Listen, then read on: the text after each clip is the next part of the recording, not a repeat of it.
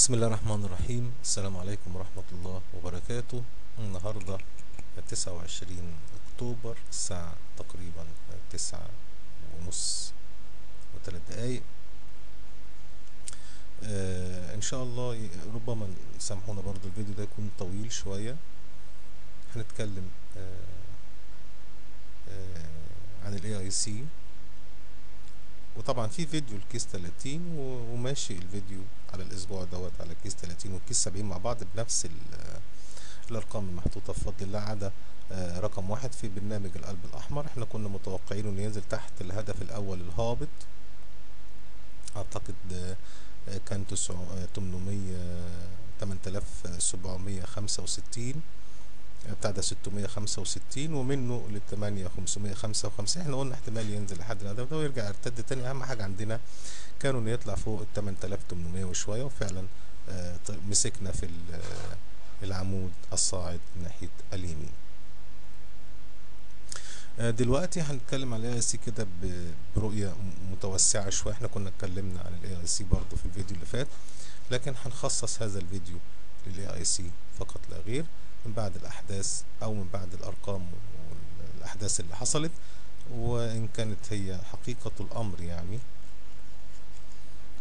كان متوقع بنسبة قليلة وما كانش متوقع بنسبة كبيرة صراحة يعني، لكن أرقامه تحققت يعني.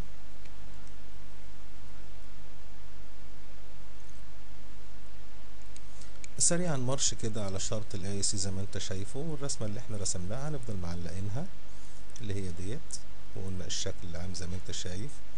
هنفتح على الديل شوية وهنعمل حركة بسيطة كده الكل ممكن يقدر يعملها عشان نعرف نقطة التلاقي دي ممكن تيجي منين، والنقطة الصعبة دي نقدر نجيبها من هنا. قاع هنا قاع وهنا قاع، تمام.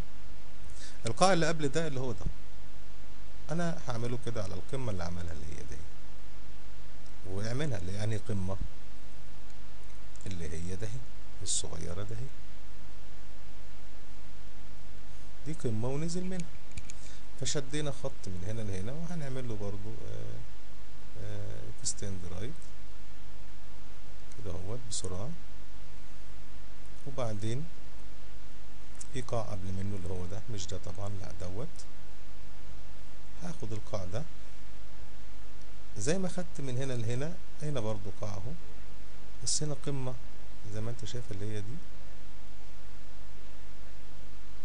قريبة شوية، ونعمل له اكستند رايت. هنلاقي نوسع شوية كده نقطة التلاقي فين بين الخطين، هنلاقيها في المنطقة دي سبحان الله مع الخط الأحمر. ادي التقاطع منطقة 184 أو 185، حده الأقصى 196 أو 195، حده الأدنى 178 اللي هو ده.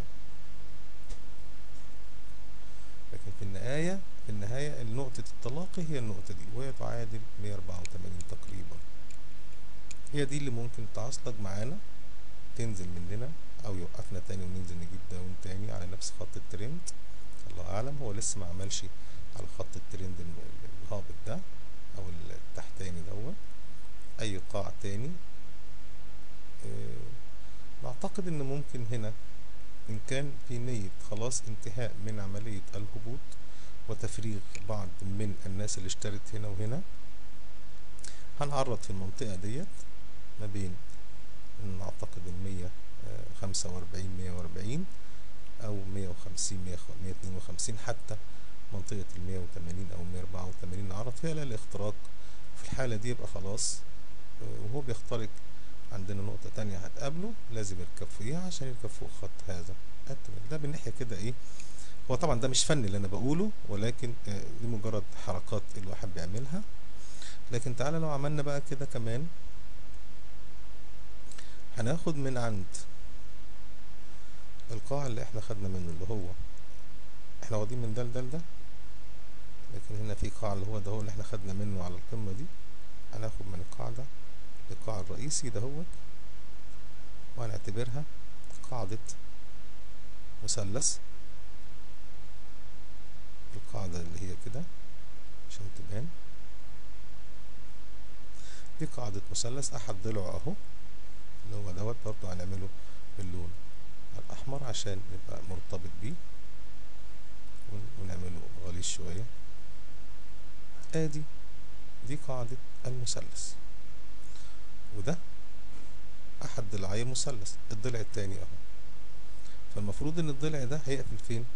هيقفل هنا، أو هيقفل هنا، أو هيقفل هنا. مش هيبقى مثلث. لو عملنا مثلث بهذه الطريقة يبقى مثلث كبير. هنفترض جدلا إن احنا هنقفل المثلث هنا،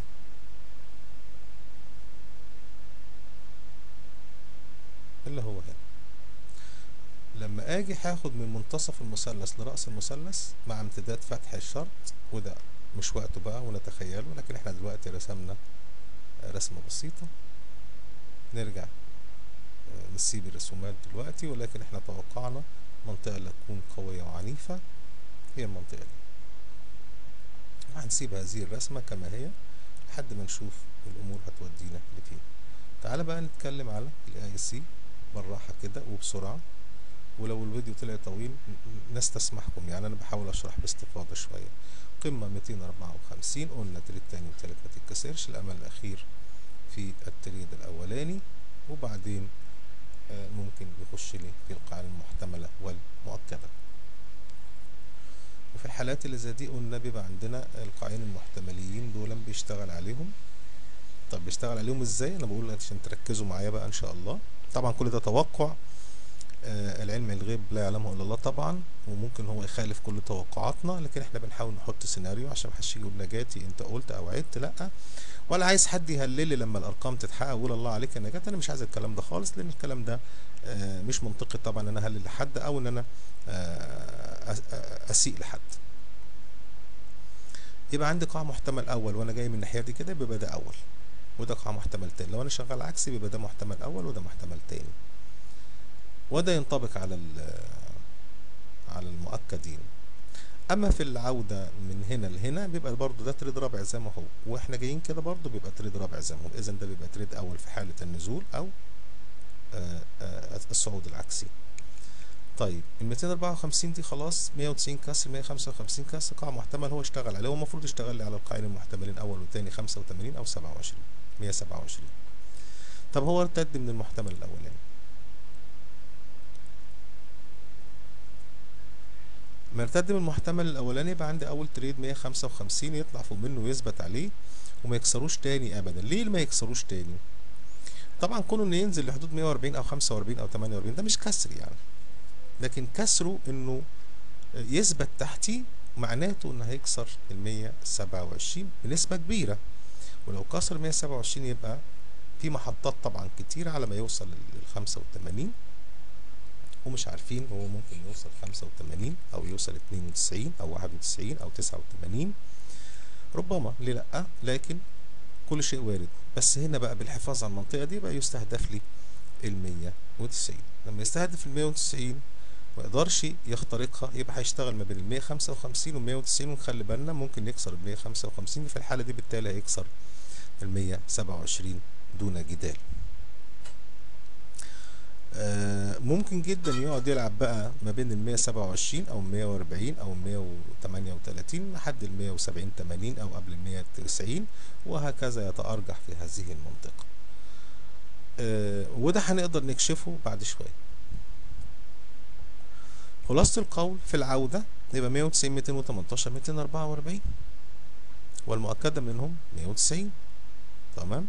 طيب تعالى نتكلم على، احنا خدنا قمة، تعالى ناخد القاع اللي هو عمله اللي هو 126 زي ما انت شايفه على الشاشة، اللي هو كان عمله هنا قاع محتمل، واحنا قلنا يطلع تريد اول وتاني ونشوف هيروح فين بعد كده. لو اخترق التريد التاني وثبت فوق منه يبقى مستهدف 218. طب تعالى نشوف بقى ال 126. لما بناخد القاع لوحده بيطلع لي اهداف زي كده، بس هنا بشتغل منين؟ بشتغل من التريد الرابع حتى الهدف الاول في اللي هو البيع في حالة كسر القمة. وانا مش هقدر اغير المسميات في كل طريقة هعملها، البرنامج مش هيديني المسمى اللي انا عايزه، لان المفروض هنا مسميات الاهداف المطلوب تحقيقها او المحققة ان شاء الله. مثلا يعني هنقول كده بيقول لي ما يشتغلش 121، طالما حطيت القاعدة انه لو اشتغل 121 نزل تحت منها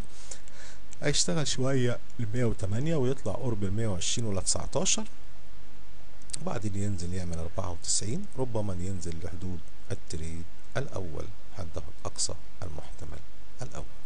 دي في حالة ما باخد القاع فقط لا غير. طيب تعالى ناخدها بالطريقة عكسية. خلي بالك أنا بقول إيه وامشي معايا واحدة واحدة، أنا مش عايز أطول في الفيديو باستفاضة يعني، لأ مش قوي. احنا قلنا 254 دي القمة الرئيسية خلاص. ونفس القاع بقى اللي هو ال 126 في هذه الحالة هنعتبره عكسي. هنعتبره ايه؟ عكسي. العكسي اللي هو ايه؟ ادي القاع اهو وادي القمة اهي، عشان اشوف انا همشي كده ازاي. التوقعات ان انا امشي كده ازاي. طيب لما اقول انا همشي عكسي يبقى ببدأ من القاع المؤكد الاول تحت، ثم القاع المؤكد الثاني، ثم المحتمل الاول، ثم المحتمل الثاني. عادة بيبقى مستهدفنا في الامور اللي زي كده بيبقى تريد اول وتاني، تريد اول وتاني، ونقول نكتين. قال لي ثبات 148 يخترقها يبقى عندنا 158. وبعدين احنا مش هنشرح ايه اللي حصل على الشرط لانه اكيد انتوا تابعتوا وعرفتوا ايه اللي حصل. ثم 169 و 190 بالثبات فوق ال 169 يبقى بيصل ل 190 مبدئيا. وطبعا ما بين محطة ومحطة بيلعب بينهم شوية، لكن في بعض الأوقات بيخترق محطة. يعني ازاي؟ يعني مثلا هو جاي 140 مثلا، وبعدين طلع راح واكل ال 158 في وشه واكل ال 179. دي معناها ايه؟ او خبط في 169 معناته انه نزل يجرب على 158. وده ممكن يعمله على السيم دي او على نفس اليوم، يعني الانترا دي قصدي. ممكن يخترق ال 158 ويروح ل 169 وبعدين ينزل يجرب على 158 ويطلع تاني. ممكن يعمل الكلام ده اليوم اللي بعديه مثلا، او بعد يومين، او بعد 3 ينزل يشوف ال 158، لانه هو لو الكلام ده احنا قلناه كتير جدا. طيب هو عمل ايه من 126 هنا؟ هو اليوم ده كان 126 وده كان 126، يعني عمل شمعتين 126. اليوم ده قفل 127 وهي كانت الرئيسية عندنا في المحتمل الأولاني، تمام، اللي احنا شفناه من شوية. هذا اليوم اللي هو كان يوم 20/10 بعديها فتح 128 طبعا من بعد ال 127 اللي عملها، ونزل 26 أكد عليه يبقى عندي 326. وبعدين عمل لنا 144 معناته انه ثبت فوق ال 140 خلاص. طبعا ما نعرفش يومها ايه اللي حصل. اليوم دوت زي ما اتفقنا فتح 45 من ال 44 الهاي وقفل على 44، فيفتح 45 القرش اللي بعديه. اللو بتاعه هو وبعدين قفل 150. اذا احنا متجهين فين؟ متجهين لقرب 158 عكسي خلاص كده. هنا عمل فجوة اللي هي قفل على 150 وهنا فتح 155، يعني في حوالي على الأقل ينزل يعمل 51 عشان يقفل الفجوة دي. طيب جاب له 54 وعمل هاي 63 وقفل على ال 63. انت فين كده؟ انت اخترقت ال 58 خلاص. اليوم ده انت اخترقت ال 58 دون العودة لها، لان هو كان فاتح 55 لسه ما رجعش ليها خلاص كده. بص كده راح مكمل فتح لنا هنا اوبن 167 مع انه هو قافل هنا 163، يعني في فجوة تانية. لكن في اليوم ده نزل عمل 65 وقفل على 66 بعد ما عملنا 178. يعني اخترقنا كمان الهدف ده دون الوقوف اليه وعملنا 178 وقفنا في النص هنا. لما جه ينزل هنا مش هنشرح لحد ما نشوف اخر نزله لحد فين. بص النزله هنا كام؟ 152. في قرش ساغ هنا، القرش ساغ بتاع ال 151 هنا 152. لاحظ كده هنا هاي 50 هنا اللو بتاعه 54، يعني لازم يجيب لي 151. هنا عمل 152 فاضل لنا قرش، عايزين قرش ده يا عم الحاج. طيب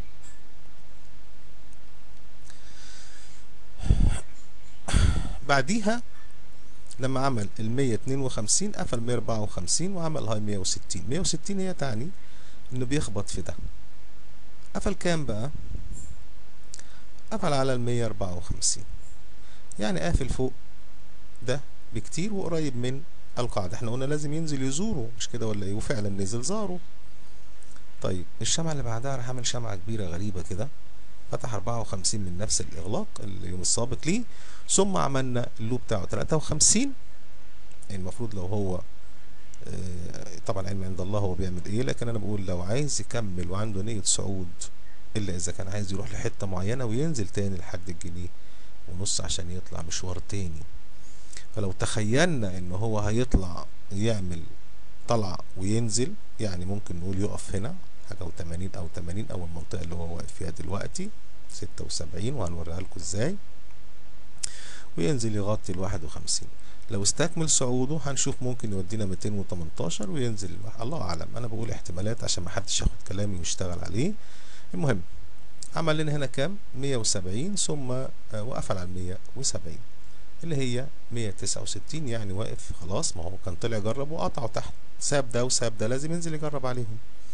حتى اليوم بقى عملنا 174، فتح 174، عمل هاي 76 68 72، يعني ما زال محافظ على المحتمل الاولاني في العودة العكسية.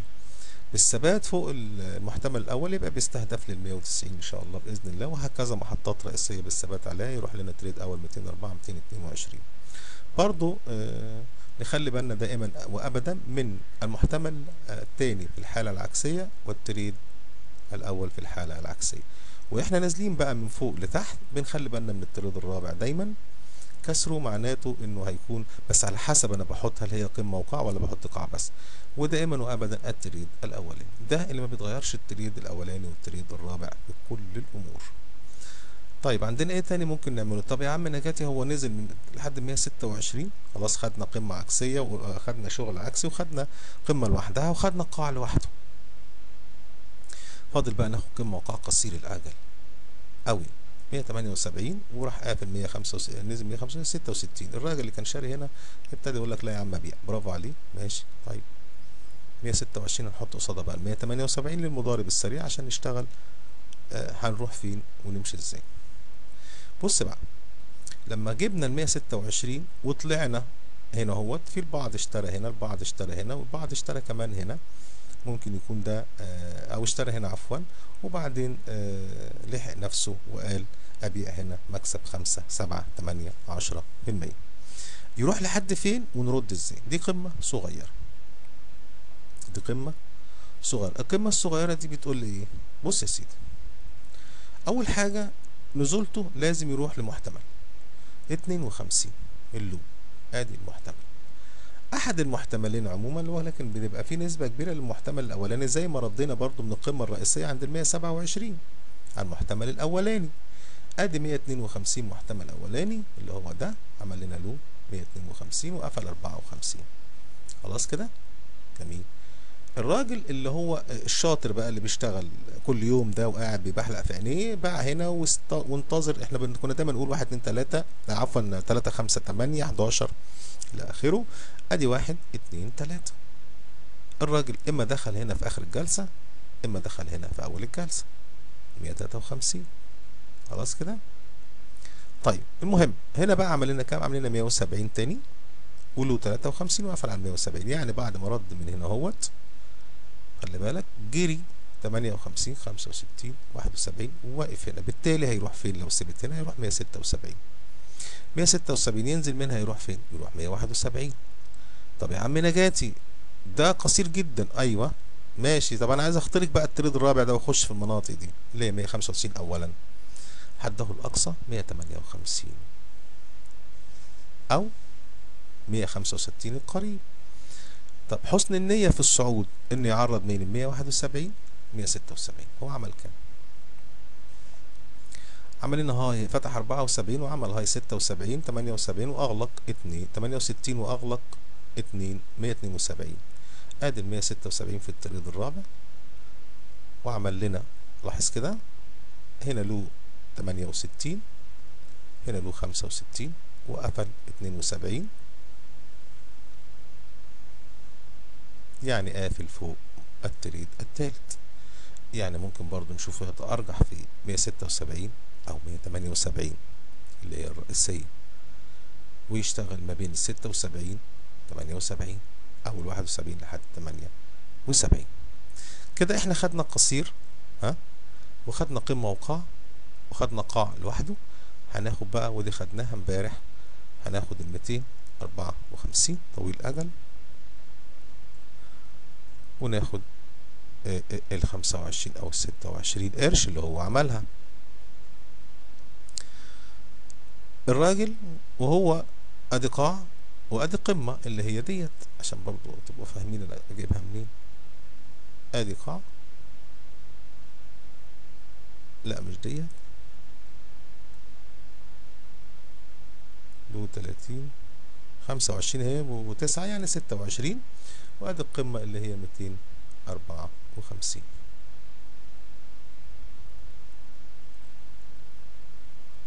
اللي هي دي. نزل كسر 140. كسرها ازاي؟ هنعتبرها مش كسر لانه كسر ورد على طول. عنده 65 يحافظ عليها من الاخر، 65. واحد يقول لي طب ال 140 خلاص بقى 65 يروح 140 هيكمل لتحت. واحد يقول لك ما ممكن ينزل قاع تحت ويعمل قاع زي القاع اللي قبل منه، يبقى انا عندي مستهدف 197 مبدئيا.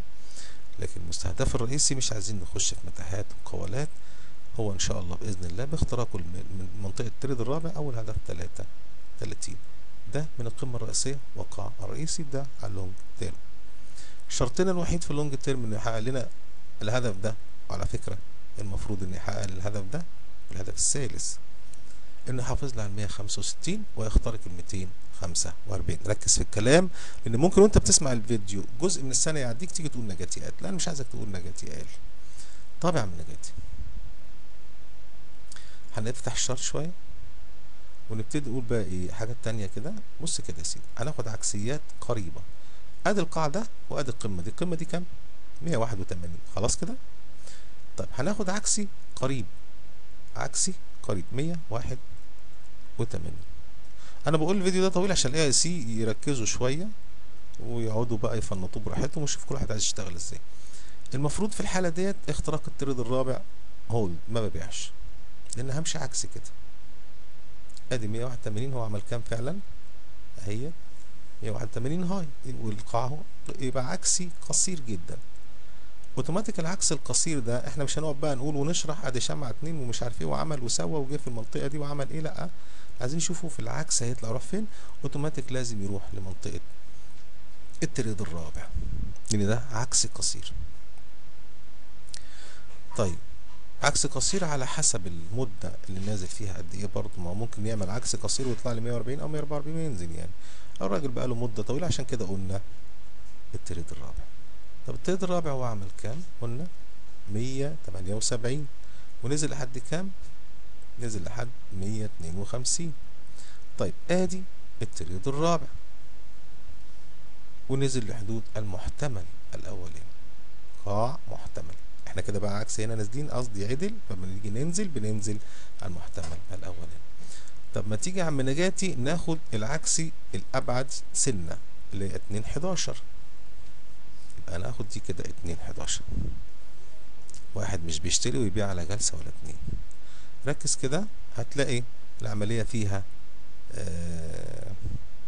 قرب شويه للمحطات من ال 211 اللي هي من المنطقه ديت، من القاعده المنطقه دي. ولو خدنا عليه كده اهو عشان نشوف هنعمل بيه ايه، ادي رسمه كده بالشكل العام. دي الجزئيه دي كده برضو عايزين قاعده المثلث.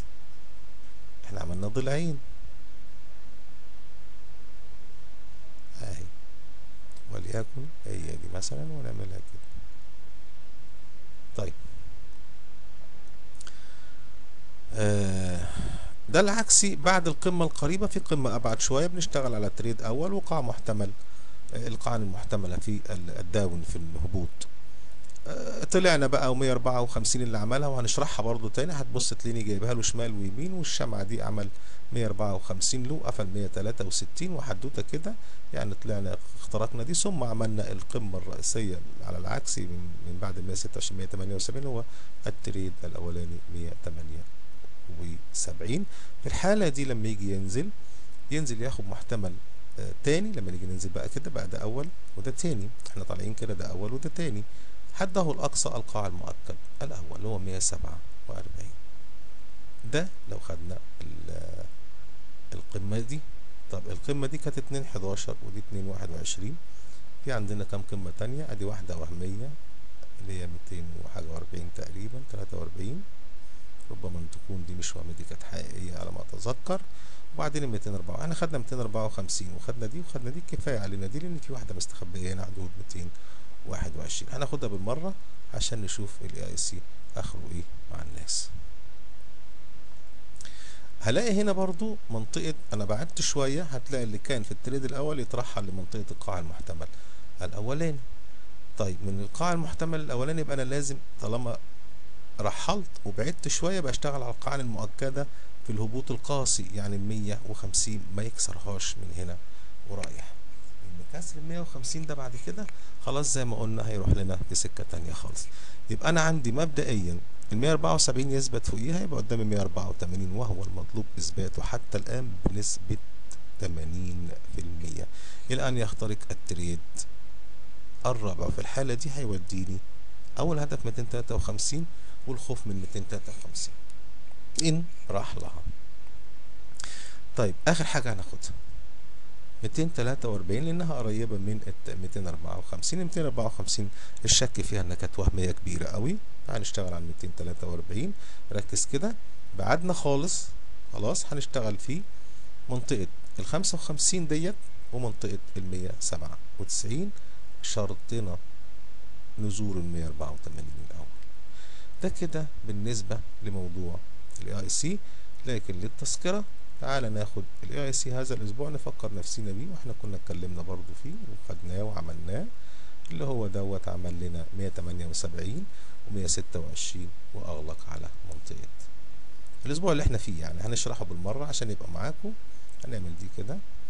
الأسبوع ده الراجل كان نهى 178 هاي وعمل لنا لو 126 ما شاء الله، يعني في اسبوع تقريبا عمل المنطقة ديت، وبعدين قفل على ال 159 عشان نأكد احنا هنعمل ايه وهنروح فين. قال لي بص من الاخر 155 ما تكسرش، عشان لو كسرت هنلمس الهدف الاول الهابط، لو نزلنا تحت منه هنشتغل في العمود الهابط عند 174 وعند 190. اذا المحقق عندنا كام؟ 190 ثم 210 هدف ثالث وهدف رابع 241. ده كده بالنسبة لل AIC بنسب كبيرة جدا. والفيديو كده بقى طويل ويكفي علينا ال AIC ونعتبره فيديو رئيسي من بعد ما كان في فيديو سابق رئيسي لهذا الفيديو. أخيرا نقول نتمنى التوفيق من عند ربنا، وهنركز في دوت قوي. آخر صورة حطها واحنا حطيناها قبل كده هو ده اللي ممكن نركز فيه قوي قوي قوي، ده بخلاف المضاربات القصيرة والطويلة. والسلام عليكم.